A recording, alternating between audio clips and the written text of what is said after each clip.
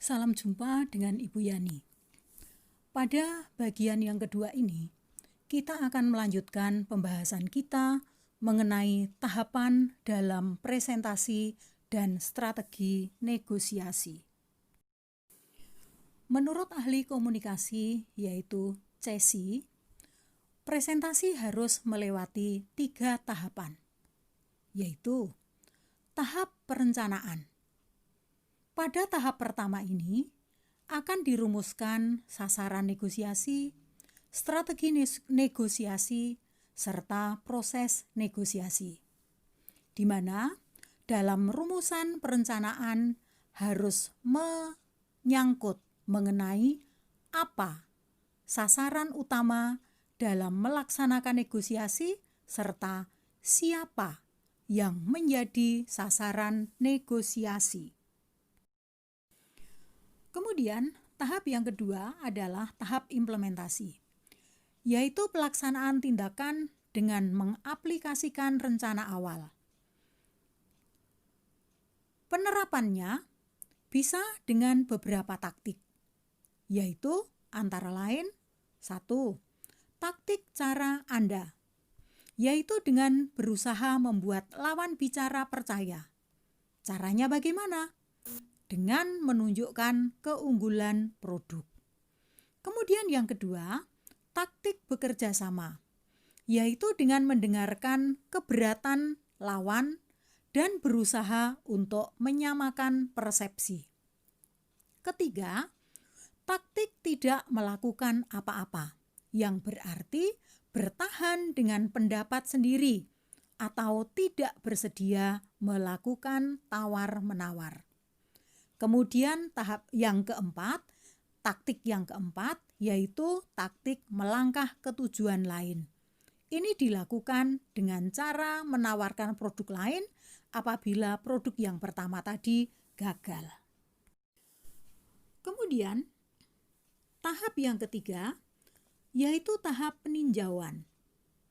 Pada tahap ini akan dilakukan evaluasi terhadap proses negosiasi yang telah dilakukan. Dalam hal ini akan dilihat sejauh mana pencapaiannya, apakah sudah sesuai dengan yang diharapkan atau belum. Jika belum, maka harus dicari penyebabnya sebagai bahan perbaikan di masa yang akan datang. Nah, kemudian setelah selesai dalam bernegosiasi, maka harus dibuat rincian akhir atau poin-poin kesepakatan. Kemudian dibuat perjanjian tertulis yang sifatnya mengikat kedua belah pihak.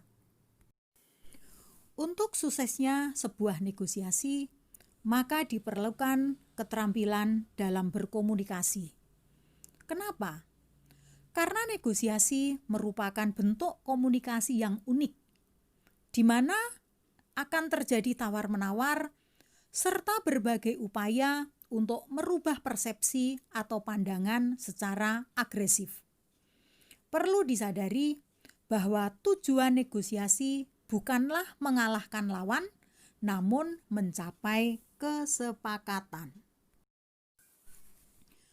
Ada beberapa hal yang harus diperhatikan dalam menerapkan strategi negosiasi, yaitu yang pertama, competitive advantage,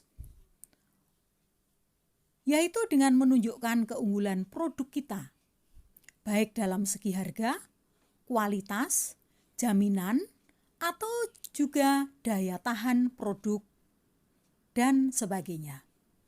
Kemudian yang kedua adalah memahami lawan bicara. Tahu tentang latar belakang lawan bicara, sehingga akan lebih mudah dalam mempengaruhi mereka. Kemudian juga harus memiliki kreativitas. Dalam hal ini bisa dilakukan dengan cara membawa atau menunjukkan dummy produk dan membiarkan calon pembeli untuk mencoba produk, atau bisa juga dengan cara melakukan demonstrasi produk. Secara garis besar, kita mengenal ada 2 strategi negosiasi, yaitu win-win strategi dan win-loss strategi. Pada win-win strategi akan terjadi kemenangan kedua belah pihak tanpa tekanan atau desakan, sehingga semua merasa senang dan memperoleh keuntungan dan hasil yang telah disepakati. Kemudian win-loss strategi yaitu strategi menang kalah, di mana ada pihak yang menang mutlak dengan mengalahkan pihak lain. Lalu, keterampilan apa saja yang harus dimiliki oleh seorang negosiator? Ada beberapa, yaitu yang pertama tentu saja yang utama adalah keterampilan dalam berkomunikasi, yaitu mampu mempengaruhi orang lain dan memperoleh feedback dengan cepat. Yang kedua, memiliki rasa percaya diri sehingga tampil dengan baik. Ketiga, konsisten atau tidak mudah berubah. Kemudian juga memiliki kecerdasan secara intelektual, yaitu mampu menimbang baik buruk, menguntungkan atau tidak, serta kecerdasan secara emosional, yaitu pandai bertenggang rasa serta tidak mudah tersinggung. Sebuah negosiasi akan efektif kalau memenuhi beberapa persyaratan. Antara lain, yang pertama adalah willingness, yaitu kesadaran dari kedua belah pihak bahwa negosiasi merupakan cara untuk menyelesaikan masalah dan menjalin kerjasama. Yang kedua, preparedness, yaitu kesiapan dari kedua belah pihak untuk bernegosiasi secara efektif dan efisien. Yang ketiga, yaitu autoritatif, di mana kedua belah pihak memiliki kewenangan untuk mengambil keputusan. Dalam melakukan tawar-menawar bisa dilaksanakan dengan dua metode. Yang pertama, yang disebut dengan relative equal bargaining power, di mana kedua belah pihak memiliki kekuatan yang seimbang karena membutuhkan kerjasama untuk memperoleh keuntungan yang sama. Kemudian yang kedua yaitu sense problem solving, yaitu memiliki kesadaran untuk menyelesaikan masalah. Ada beberapa tipe negosiasi yang kita kenal. Yang pertama yaitu negosiasi kompetitif versus kooperatif. Pada negosiasi kompetitif, maka pada tahap awal akan diajukan permintaan yang sangat tinggi. Kemudian selanjutnya akan menjaga tuntutan agar tetap tinggi selama proses negosiasi. Kalau masih bisa dinego, maka akan diberikan dengan sangat terbatas. Kemudian pihak yang lain dianggap sebagai lawan. Dan dalam hal ini sering menggunakan cara-cara yang berlebihan dan cenderung kasar. Sedangkan pada negosiasi kooperatif, maka perunding dianggap mitra kerja. Komunikasi bersifat menjajaki kepentingan dan nilai-nilai bersama. Kemudian, ada upaya untuk membangun atmosfer positif dan saling percaya. Kemudian, kedua belah pihak akan mencari penyelesaian yang adil dan objektif. Kemudian berikutnya, negosiasi versus interest based. Pada positional based yang dipopulerkan oleh Fisher and Ari ini, negosiasi bertumpu pada posisi di mana posisi seseorang memiliki pengaruh terhadap proses negosiasi.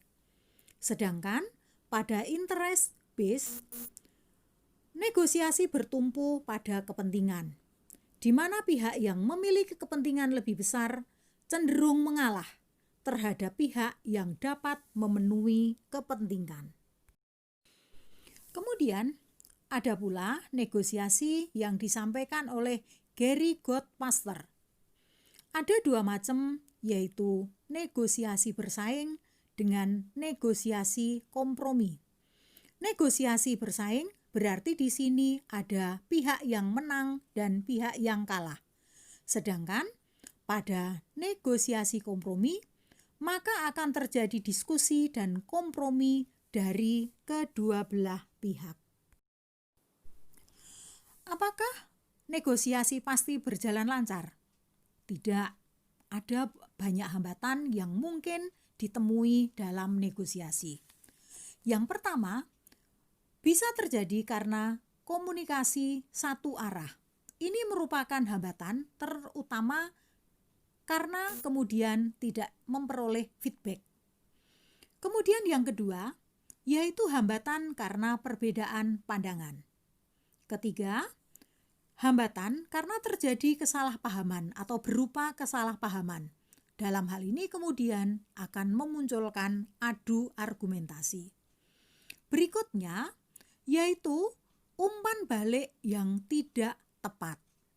Dan yang terakhir adalah hambatan karena tidak fokus terhadap pokok permasalahan, sehingga jalannya negosiasi tidak lancar.